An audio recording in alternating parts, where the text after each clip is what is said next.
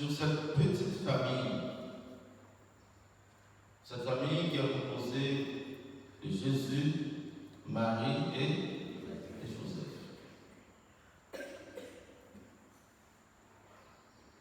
On dit une petite famille parce que c'était des vrais pauvres, des gens simples, des gens ordinaires.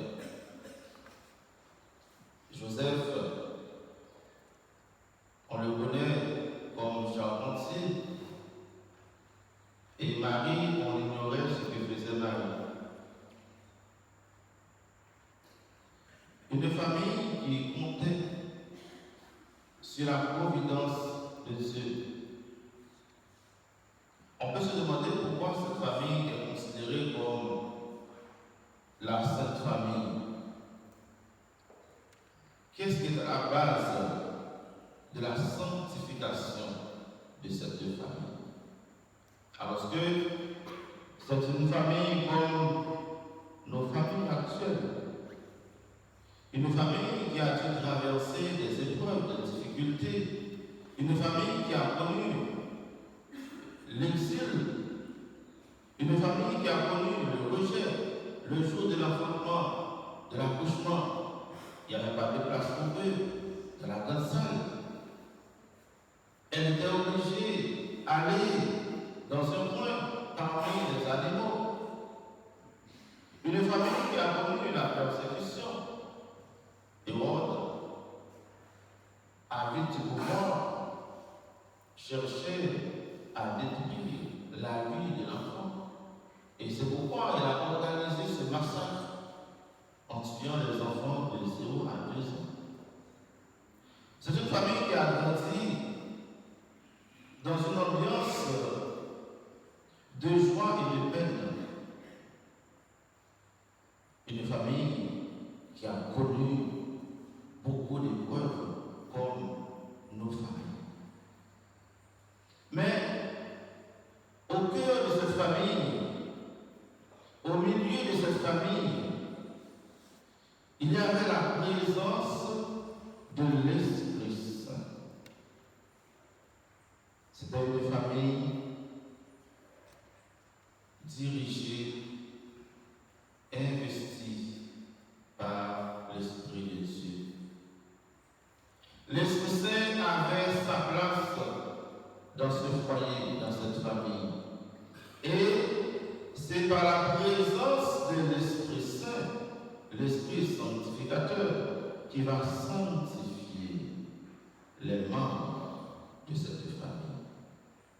Marie, le jour de l'Annonciation, par la bouche de l'ange, en recevant ce message, cette nouvelle, cette annonce, Marie a reçu l'Esprit Saint en plénitude, comble de grâce. L'Esprit Saint viendra sur toi. Et l'enfant qui est né de Marie est conçu de l'Esprit Saint. Il sera appelé Fils du Très-Haut, le Fils de Dieu. Joseph, de son côté, c'était un homme très avisé, un homme attentif. Pour Joseph, on ne parle pas de l'Esprit Saint, on parle de l'ange. Joseph avait une bonne relation avec les anges. À chaque fois, c'est un ange qui vient annoncer à Joseph ce qu'il doit faire. Prends l'enfant et sa mère et va en Égypte car Hérode cherche à tuer l'enfant. N'aie pas peur de prendre Marie pour ton épouse, car ce qui est arrivé à Marie, c'est l'œuvre de l'Esprit Saint. Et les anges, ce sont des créatures pures, des esprits purs, des esprits, des corps divins.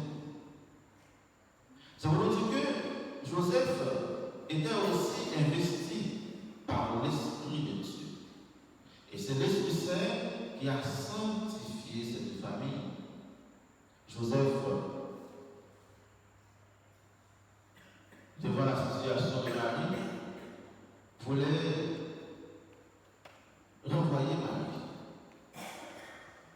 qu'il ne comprenait pas ce qui est arrivé à Marie. Il a fallu l'intervention de l'ange pour dire à Joseph, n'aie pas peur.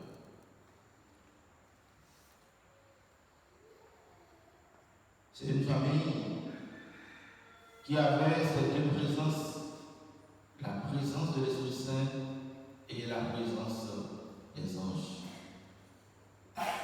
Est-ce que dans vos familles, dans nos familles, nous avons cette connexion, cette connivence avec l'Esprit Saint et avec les anges? Et c'est pourquoi, depuis mon arrivée dans cette communauté, je vous invite à développer cette dévotion à l'Esprit Saint, d'invoquer la présence de l'Esprit Saint dans votre vie personnelle, dans votre vie familiale. L'Esprit Saint facilite les relations entre nous. L'Esprit Saint nous permet de trouver des solutions là où la situation semble difficile. L'Esprit Saint alimente nos cœurs.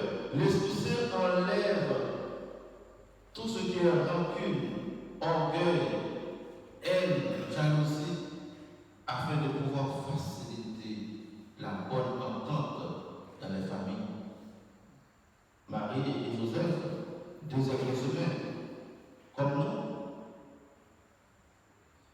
Il y a une autre chose qui a guidé la vie de cette famille, c'est l'obéissance.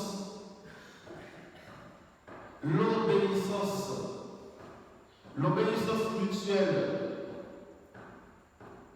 Marie était une femme obéissante, pas seulement envers Dieu, mais aussi envers son époux Joseph. Marie, malgré son intimité avec Dieu, eh bien, quand il s'agit de donner un message concernant la famille, Dieu passe par Joseph. C'est Joseph qui symbolise l'autorité de la famille. C'est Joseph qui est là pour faire grandir la famille. Marie ne cherchait pas à prendre la place de Joseph. Quand Joseph dit à Marie, il faut partir, j'ai reçu un message, il faut se déplacer. Marie n'a pas tiré sur la corde. Marie faisait confiance à son époux. Dans nos familles, dans nos relations, nous avons besoin de cette confiance mutuelle. L'un a besoin de faire confiance à l'autre et à sa parole. C'est pourquoi, dans nos familles, dans nos relations, la vérité doit être au rendez-vous. Joseph était un homme juste. Eh bien, Marie faisait confiance à la parole de Joseph. Marie savait pertinemment que Joseph ne va pas l'emmener dans une mauvaise direction. Et Joseph ne ment pas. Et c'est pourquoi nous devons cultiver cette vertu dans nos familles, de dire la vérité, de vivre dans la vérité. Quand il y a la vérité, on fait confiance, il n'y a pas de doute. La confiance doit être mutuelle. L'époux doit apprendre à faire confiance à son épouse. L'épouse doit apprendre à faire confiance à son époux. Le compagnon, la compagne, chacun doit apprendre à faire confiance à l'autre. Sans confiance, la relation sera boiteuse. Donc Marie faisait confiance à Joseph. Il ne faut pas dire moi-même, je ne crois pas en l'homme. Non. Dieu croit en nous. Dieu croit en nous. Et c'est pourquoi il a envoyé son fils, né dans cette famille. Il a fait confiance à Marie et Joseph, malgré leur fragilité, malgré leur vulnérabilité, malgré leur pauvreté, Dieu est venu dans cette famille. Et c'est avec cette famille qu'il va délivrer, sauver et libérer toute la famille humaine du péché et de la mort. C'est pour notre Dieu que ce bébé, Dieu compte sur nous. Dieu compte sur nos familles. Quelle que soit notre origine sociale, quelle que soit notre situation économique, politique, Dieu compte sur nous, Dieu compte sur nos familles. La famille de Jésus, Marie et Joseph, a connu la faim, la soif, la précarité. Parfois, sa famille était livrée à elle-même, sans secours.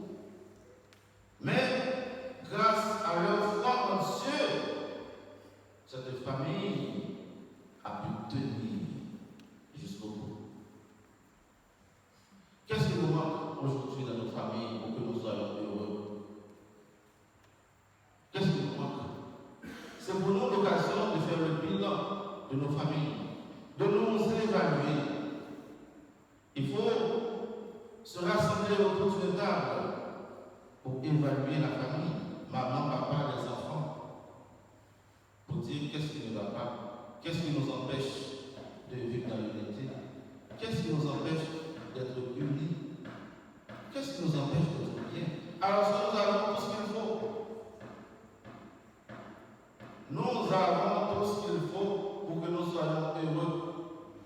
Mais parfois, nos richesses sont devenues comme des sources de conflit, des sources de division. Pourquoi? Parce que l'Esprit Saint n'est pas présent dans les cœurs. Nos familles sont devenues trop matérialistes. Nous mettons de côté le spirituel à la recherche du matériel et très souvent le matériel prend le dessus sur le spirituel. Nous mettons de côté notre foi en Dieu pour régler les choses à la manière du monde. Et c'est pourquoi nous souffrons de ce monde. La famille Jésus, Marie, Joseph n'avait pas beaucoup de biens, n'avait pas de grande richesse. Mais cette famille avait la vraie richesse qui est Jésus-Christ. Dans nos familles, nous avons besoin d'enfanter Jésus. Nous avons besoin de donner à la parole de Dieu sa place dans nos cœurs, dans nos familles. Quand Jésus est là, c'est l'harmonie. Jésus est cette parole vivante, le verbe fraîcheur. Celui qui est venu pour nous unir. Celui qui est venu pour nous aider à vivre dans la bonne entente. Dans nos familles, nous avons besoin de cultiver les vertus évangéliques. Nous avons besoin de prier la parole de Dieu, de donner à la parole de Dieu sa place. La parole de Dieu peut nous aider à résoudre beaucoup de problèmes. Nous avons besoin de prendre du temps pour prier en famille. Autrefois, cela existait dans la famille. On ne peut pas se coucher sans prier. Même si l'enfant dort, la maman réveille l'enfant. Réveille-toi, il faut prier. Au moins un jour pour Salut Marie, un acte de protection. On demande aux anges de nous protéger. Mais aujourd'hui, c'est le portable qui remplace la prière. C'est le portable qui remplace les réunions familiales. On est en famille, mais chacun devant son écran. Nous devons regarder cette famille faisant ce bien-aimé. Nous avons tout pour vivre bien, mais nous ne prenons pas assez de temps pour consolider nos familles. Nous ne prenons pas assez de temps pour discuter, pour dialoguer. Nous vivons comme des gens virtuels. On est là, on n'est pas là. Nous avons besoin de revenir à la source, à la vraie source. Et c'est pourquoi l'Église nous présente cette famille comme modèle. Parce que la parole de Dieu avait sa place au cœur de cette famille. Et je vous dis souvent, il y a des problèmes dans la vie, des problèmes qu'on ne peut pas résoudre avec le matériel. C'est avec le spirituel qu'on peut les résoudre. C'est pourquoi nous avons besoin de consacrer du temps à la prière, à la méditation, à la lecture de la parole de Dieu. Parfois, ça ne marche pas dans la famille, ça ne marche pas dans les couples, ça ne marche pas entre papa et maman, entre les enfants et les parents. On cherche l'origine du problème, on ne voit pas. Ce problème est d'ordre spirituel. L'Esprit Saint n'est pas présent. Parfois, il y a un conflit qui éclate dans la famille. Mais on se dit, pourquoi on est en conflit? Pourquoi on n'arrive pas à s'entendre? Mais c'est le démon qui entre. Eh bien, pour chasser ce démon, ce mauvais esprit, il faut évoquer l'Esprit Saint. C'est l'Esprit Saint qui va chasser ce démon pour refaire l'unité dans la famille. Les familles sont attaquées. Nous vivons dans une société qui cherche à détruire, à démolir, à supprimer, à éradiquer la famille. La société ne veut pas de la famille. Si nous, chrétiens, nous ne cherchons pas à consolider nos familles sur la parole de Dieu, eh bien, la société, l'Église, tout cela ira à sa perte. Comme je dis souvent, c'est la famille qui donne des hommes et des femmes à l'Église. C'est la famille qui donne des hommes et des femmes à la société. Il nous faut la famille pour avoir des prêtres. Il nous faut la famille pour avoir des présidents, pour avoir des maires, des sénateurs, des députés. Il nous faut